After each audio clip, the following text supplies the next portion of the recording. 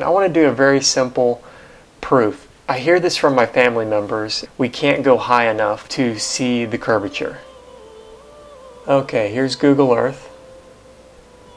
I live in Austin, Texas, so just for my own sake, for reference, I'm going to do a line to kind of show what we should see. You can already see there's curvature, okay? But I'm going to make a point here. So here we are, Oklahoma City to Austin, Texas. It is about 358 miles away. Eye altitude right here, 20.78 miles. So that is where the camera is, essentially. That's where you're floating if you were in a balloon. 20.78 miles, it's 109,000 feet, 718, okay? 109,000. You see the curvature right there. 109,000 feet. I'll put a line in here. Here is 120,000 feet. It's flat. It's not at all what we see from Google Earth.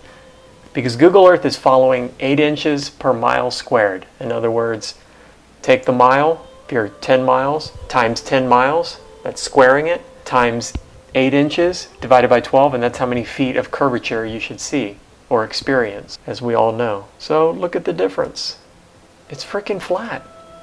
Look at this. It's flat. I drew a line. I dared to draw a line. Just toggle. Look at the difference. Do this for yourself. Come on. 110,000 feet. So actually, the balloon is up another 10,000 feet. So we should see even more curvature. So there you go. Very simple proof. Let's do more of this in the flat earth community because my brother's a freaking idiot. He won't face it. He won't talk about it. He thinks I listen to flat news. Flat news. He thinks I listen to fake news. So that's his comeback. No, not going to investigate anything. I listen to fake news. Yeah, right. People started posting on our social media, hey, check out this, flat earth this, flat earth that. And I refused to even click on one of those links. I would delete them. And I even banned people from posting that would put repetitive garbage like the earth is flat. Finally, a researcher that I trust said, hey, Dave, just watch this video. And I watched the video. Then I watched another one.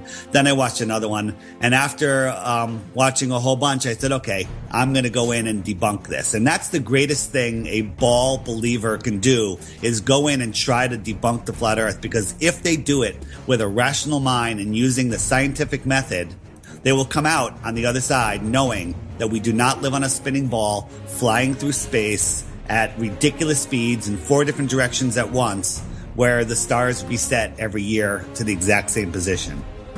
What's really embarrassing is I realized the world was flat and I still believed in NASA. And the only reason for that is because I never looked into NASA. And then someone said to me, you know, you believe NASA's real? And then I realized that I'd never questioned NASA. Somebody said, you believe we went to the moon? And I'm like, yeah. And they're like, have you ever looked into it? I'm like, no. And then I looked into it. It took 10 minutes. 10 minutes. 10 minutes is all it takes is to see that NASA is horrible at what they do. They're horrible at faking it. They must be doing it on purpose because I could do better and I'm not a graphics person. The funny thing is, you know, the people that believe in NASA, the only reason they believe in NASA is because they haven't actually looked at anything NASA does. NASA is a CGI agency, period. That's it. With all that motion, parallax, you know, stars are supposedly scattered all over the place, and you know, a year later, the stars are in the exact same position they were a year before. That's impossible. That proves that the stars are fixed and rotating above us, and we are not moving. There's no other explanation. Wrap your head around it, and that's, you know, that's the way it is.